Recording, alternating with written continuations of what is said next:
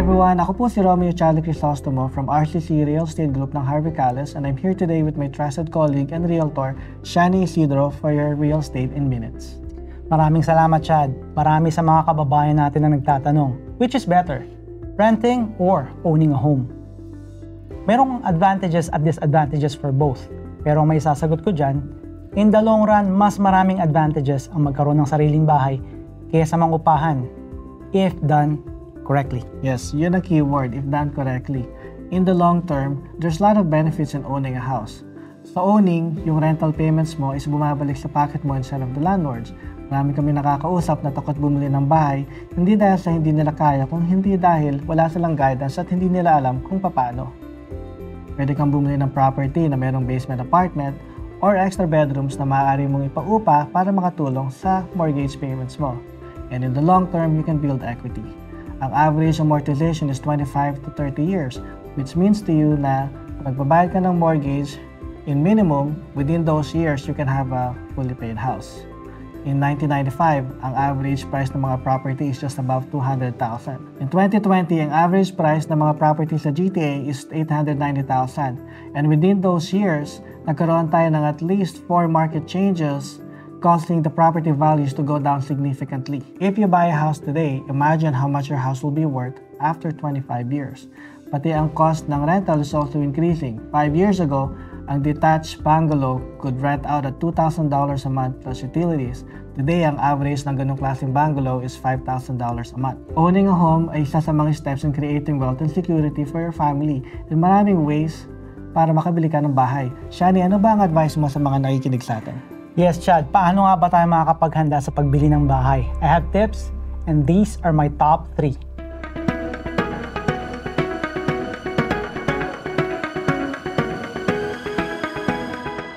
Unang-una, save for a down payment. Ano nga ba ang down payment? Ang down payment is yung minimum amount na nire-require sa atin ng bangko or lender na ibigay sa pagbili ng bahay. Depende yan sa presyo ng bahay na gusto mong bilhin. Kasi from $1 to 500,000, they will require 5% of that amount. Yung susobra doon before 1 million, they will require 10%. At kapag umabot ng 1 million and over ang binibili mo, 20% ang purchase price ang kailangan. Halimbawa, ang presyo ng bahay na binibili mo is 600,000. Doon sa unang 500,000, you will need 5% of that, which is 25,000. Ngayon, doon sa remaining na 100,000, 10% nun ang kailangan, which is 10,000. So, kapag ang binibili mong bahay is 600,000, kailangan mong down payment is 35,000. Marami din naman mga government incentives na binibigay para sa mga first-time home buyers. Tadyan ang RRSP. Pero pag-uusapan natin yan sa mga susunod na segment. Tip number 2, improve your credit. Pwede kang mag-download ng credit reporting app for free. Doon makikita mo ang improvement ng credit mo. Kapag tinuturo namin sa mga clients namin is mag-set up ng auto payments sa mga bills nila. Nang sa ganun, hindi sila nagkakaroon ng late payments. Pay as much debt as you can. And if possible, don't buy anything big bago ka bumili ng bahay, like a car loan. Tip number 3, get expert advice. Humanap ka ng magaling na real estate agent na mabibigyan ka ng free consultation. Dapat maintindihan niya ang mga kailangan mo at mga goals mo. Kailangan din alam niya ang neighborhood para mabigyan ka ng magandang recommendation.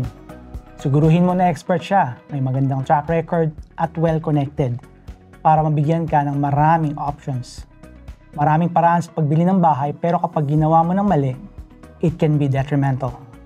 May mga kliyente kami na lumapit sa amin para humingi ng tulong dahil they are in a bad situation. Dahil nabigyan sila ng maling advice. Kaya Chad, lastly, ang masasabi ko, seek expert advice so you can get expert result. Yes, expert advice, expert results. Feel free to visit our website at rccrealestategroup.com for more information or follow us on social media, or you can even give me a call at 416-806-9225. Thank you again, and my name is Chad. I'm Shani. And until the next Real Estate in Minutes.